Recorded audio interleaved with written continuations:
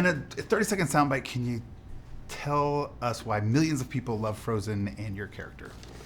I think people love Frozen because it's like all the things that you love about a Disney fairy tale, but inverted. And so that goes to the fact that like the true love in the first movie is between two sisters.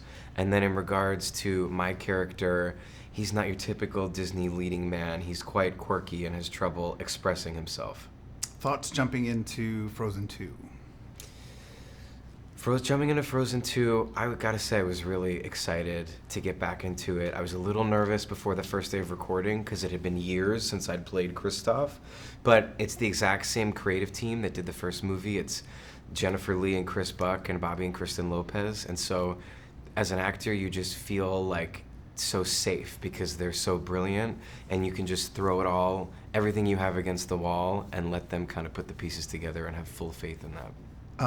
How in this film how do we find Sven and Kristoff's relationship in this film? Sven and Kristoff's relationship in this film is a little bit different because Sven is really clued into Kristoff's desire to propose to Anna. And so Sven with Kristoff is like really putting a lot of stock and hope into this proposal. And when the proposal ultimately happens, Sven gets very emotional, like a really, really good best friend would, which I found really sweet when I watched the movie last night. The fans get what they want in this film from Jonathan Groff because he delivers a huge, big musical number. Yes. Talk to us about Lost in the Woods. Lost in the Woods is a surreal 80s jam fantasy that Kristoff launches into about halfway through the movie. From the beginning, he's trying to propose to Anna. He's feeling awkward about it. He doesn't know how to express himself.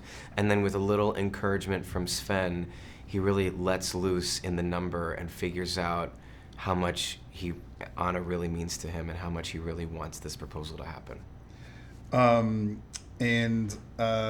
The Lopezes, working with the Lopezes, talk to us about that. The Lopezes can't write a bad song. And so it's even more impressive to me that they're so committed to storytelling because they could just turn out earworm after earworm because they continue to for their entire career.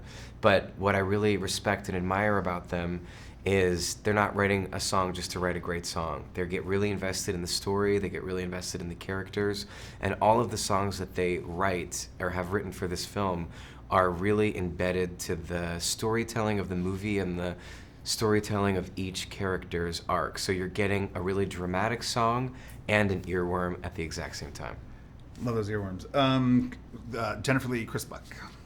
Jennifer Lee and Chris Buck, I have to say, when I saw them on stage winning the Oscars for the first movie, I found it so emotional because it's like when you have really good friends in life and you know that they're just really great people in their heart through and through and you want to see those people succeed. And when they're standing there holding those Oscars, I was like, the good guys won. That's what I kept thinking. And they're also just brilliant creative minds, and to see what they've put into Frozen 2 and how much of themselves and how much of their lives and how much they've sort of given to the audiences by putting so much of their heart and souls into Frozen 2 is a real gift to everyone that watches it and everyone that has worked on it. Last thing, since you're from the theater, well, right now at least, they say send them out humming. What are people going to walk out of the theaters humming? Into the unknown. Into the unknown. I can't get out of my head. It's like just like constantly on a loop.